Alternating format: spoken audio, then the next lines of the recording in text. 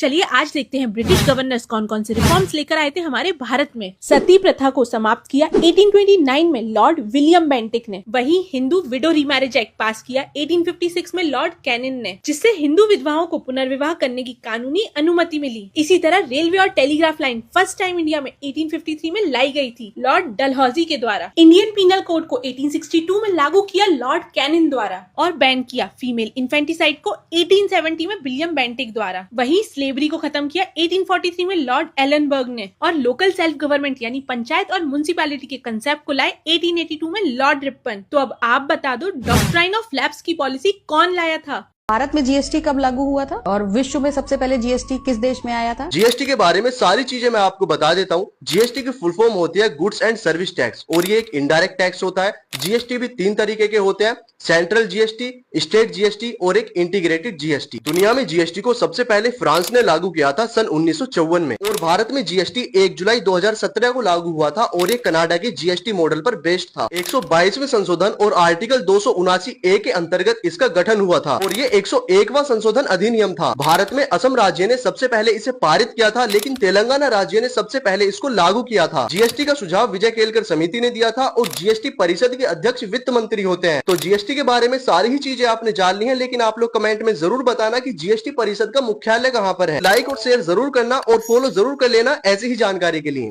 सिंधु घाटी सभ्यता की खोज किसने की थी? तो चलिए जानते हैं। इसकी खोज 1921 में दयाराम साहनी ने की थी हड़प्पा नामक स्थान से और इसके ही अगले साल यानी 1922 में मोहनजोदड़ो की खोज की गई थी राखल दास बनर्जी द्वारा। अब जानते हैं बाकी प्रमुख स्थलों के खोजकर्ता। लोथल की खोज रंगनाथ राव द्वारा की गई, वहीं कालीबंगा की खोज वीवी लाल और वीके थापड़ द्वारा की गई और चन्हदोड़ो की खोज गोपाल मजुमदार द्वारा की गई।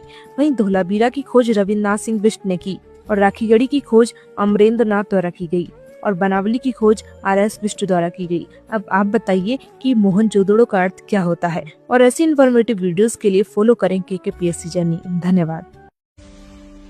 6 नवंबर 2025 आज के करंट अफेयर। हाल ही में मोदी मिशन पुस्तक विमोचन किस राज्य में किया गया है? महाराष्ट्र। हाल ही में अमित शाह ने भारत समुद्री सप्ताह का उद्घाटन कहाँ किया? इसका आंसर होगा मुंबई। हाल ही में भारतीय मूल की गजाला हाशमी ने किस राज्य के राज्यपाल का उपराज्यपाल का चुनाव जीता? वर्जीनिया। अगला सवाल है 12वें प्रो कबड्डी लीग का खिताब किस टीम ने जीता है? तो इसका सही आंसर होगा दबंग दिल्ली। अगला क्वेश्चन, हाल ही में एनपीसीआई ने किस कंपनी के साथ मिलकर मलेशिया में यूपीआई सेवा शुरू करने का फैसला किया है? रजोर पे। अगला आंसर है भारत का पहला डिजिटल जनजातीय स्वतंत्रता सेनानी संग्रहालय कहाँ खोला गया? Raipur, Chhattisgarh. Operation weed out किस संस्था द्वारा मुंबई हवाई अड्डे पर चलाया गया? DRI द्वारा। अगला सवाल, हाल ही में विज्ञान रत्न पुरस्कार हेतु किसे चुना गया है? जयंत विष्णु नार्लिकर। अगला सवाल है भारत और अमेरिका ने हाल ही में कहां पर ऐतिहासिक 10 वर्षीय रक्षा ढांचे पर हस्ताक्षर किए हैं? कुआलालंपुर। अगला सवाल, अंतर्राष्ट्रीय सहकारी गठबंधन द्वारा दुनिया की टॉप सहकारी समिति का दर्जा किसे दिया गया? अमूल को। और करंट अफेयर का अगला सवाल है भारत के राष्ट्रगीत वंदे मातरम की 150वीं वर्षगांठ किस राज्य द्वारा ऐतिहासिक रूप में मनाई जा रही है? महाराष्ट्र। और अगला सवाल है मेघालय की खासी जनजाति द्वारा मनाया जाने वाला पारंपरिक उत्सव कौन सा है जो हाल ही में मनाया गया? साद नोंग क्रेम। और अगला सवाल है हाल ही में 4000 वर्ष पुराना हड़प्पा सराय किस राज्य में मिला है? तो इसका सही आंसर गुजरात। और अंतिम सवाल है अंतर्राष्ट्रीय हरित हाइड्रोजन सम्मेलन जो है 2025 का आयोजित होगा नई दिल्ली में। तो करंट अफेयर के लिए हमारे चैनल को फॉलो कीजिए। धन्यवाद। दोस्तों, भारतीय नृत्य से रिलेटेड मैं आप लोगों को कुछ ऐसे क्वेश्चन बताने जा रही हूँ जो कि आप लोगों को एसएससी के अलग अलग एग्जाम में पूछे गए हैं, साथ में पुलिस कांस्टेबल के एग्जाम में भी पूछे गए। डांस से रिलेटेड ये क्वेश्चन अब आप लोगों को आने वाले एग्जाम में भी देखने को मिलने वाले हैं। और इन सभी क्वेश्चन में से आपके क्वेश्चन कितने करेक्ट हैं ये भी मुझे कमेंट करके बताएंगे। तो नंबर फर्स्ट क्वेश्चन है, कौन सा शास्त्रीय नृत्य यक्षगान से मिलता जुलता है और गोविंद गणहरि चरित्रों पर आधारित है? विद इन अ सेकंड आप लोग इसका आंसर करिए। तो इसका सही आंसर है कुचिपुड़ी।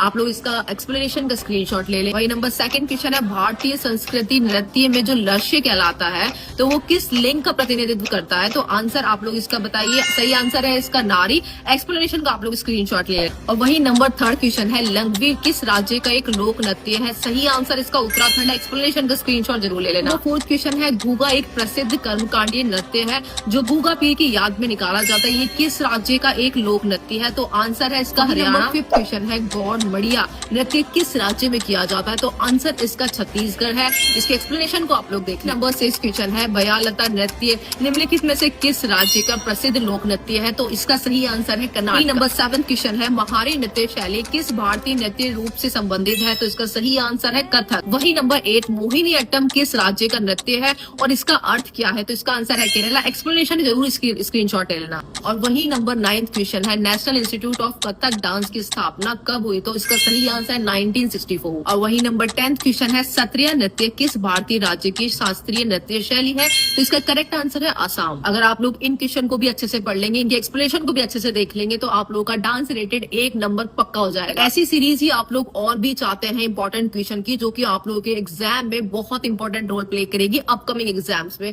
तो आप लोग मुझे कमेंट करके बताएं में नेक्स्ट टॉपिक हमें कौन सा लेना चाहिए, उसके बारे में भी बताएंगे। चैनल को जरूर सब्सक्राइब कर लेना और वीडियो को अपने दोस्तों के साथ जरूर शेयर करना। उनसे पूछना कि उन्होंने 10 में से कितने क्वेश्चन है जो कि करेक्ट किए हुए हैं, और ये क्वेश्चन प्रीवियस ईयर में पूछे गए, साथ में दिल्ली पुलिस कांस्टेबल के एग्जाम में भी पूछे गए हैं। अरे 5 हाई कोर्ट्स के नए चीफ जस्टिस बन गए हैं। कौन कौन? मध्य प्रदेश हाई कोर्ट में संजीव सचदेवा, गुवाहाटी हाई कोर्ट में आशुतोष कुमार, पटना हाई कोर्ट में विपुल मानुभाई पांचोली, झारखंड हाई कोर्ट में तारलोक सिंह चौहान और कर्नाटका हाई कोर्ट में विभू बाकरू नए चीफ जस्टिस बन गए हैं। वैसे इनको कौन अपॉइंट करता है? हाई कोर्ट के चीफ जस्टिस को अपॉइंट किया जाता है प्रेसिडेंट के द्वारा, और इसका मेंशन हमारे संविधान के आर्टिकल 217 की क्लोज 1 में है।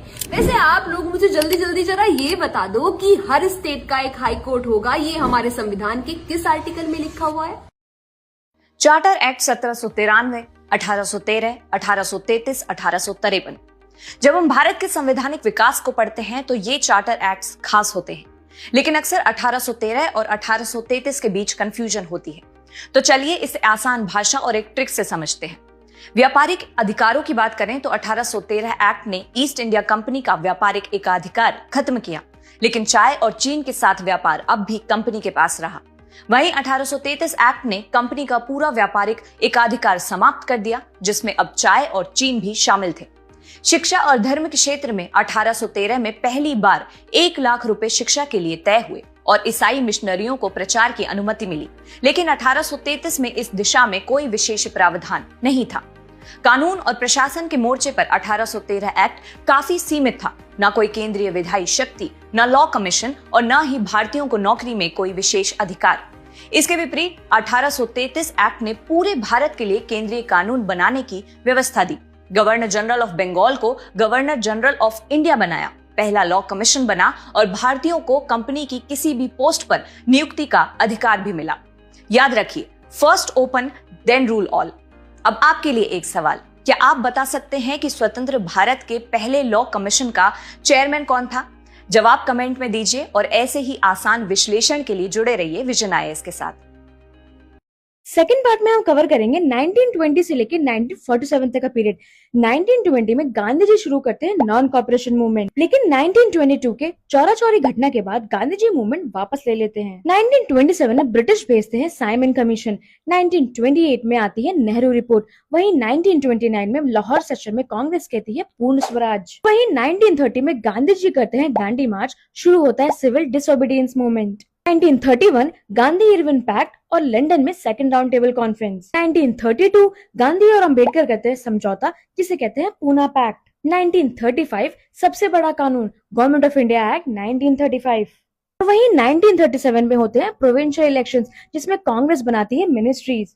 वहीं 1939 में वर्ल्ड वॉर सेकंड शुरू हो जाता है, कांग्रेस मिनिस्टर्स रिजाइन कर देते हैं। और वहीं 1940 में ब्रिटिश देते हैं अगस्त ऑफर, लेकिन ये एक्सेप्ट नहीं होता। 1942 में क्रिस मिशन फेल हो जाता है और 1942 में गांधी जी का नारा आता है डू और डाई और शुरू हो जाता है क्विट इंडिया मूवमेंट। और फिर 1945 में वेवल प्लान और शिमला कॉन्फ्रेंस होती है, पर कांग्रेस और मुस्लिम लीग के बीच बात फेल हो जाती है। 1946 आता है कैबिनेट मिशन प्लान। 1947 3 जून माउंटबेटन प्लान कहता है भारत का पार्टीशन होगा।